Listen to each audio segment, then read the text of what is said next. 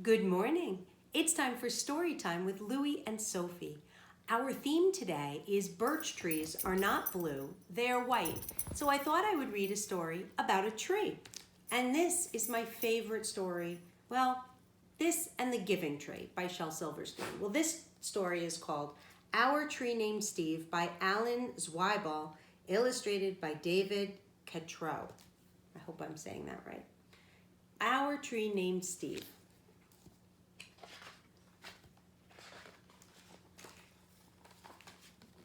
Dear kids, a long time ago when you were little, Mom and I took you to where we wanted to build a house for us to live in. But in order to build there, men had to come and clear the land. I remember there was one tree, however, that the three of you couldn't stop staring at. Adam thought it was crying, Lindsay said it looked nervous, and Sari, who was only 2 years old, couldn't pronounce the word tree and called it Steve.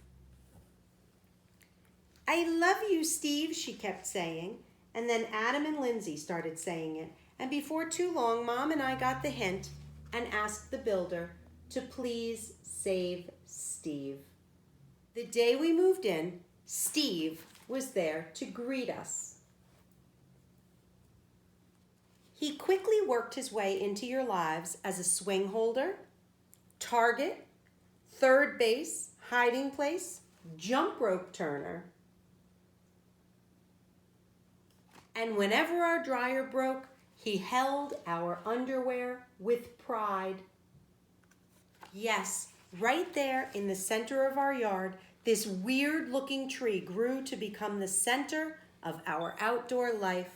Through all our barbecues, campouts, dance parties, or when Adam and Lindsay started getting crushes on the Simon kids next door, Steve adjusted to our every need. And it wasn't always easy, standing tall through snowstorms in the winter, or when Uncle Chester napped in the hammock couldn't possibly have been fun. Not to mention the time that the sewer overflowed and Steve sucked up all the smelly water before it drowned Kirby.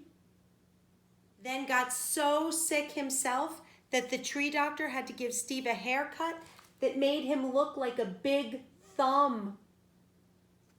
Through the years, Mom and I have tried to show you, in a world filled with strangers, the peace that comes with having things you can count on and a safe place to return to after a hard day or a long trip.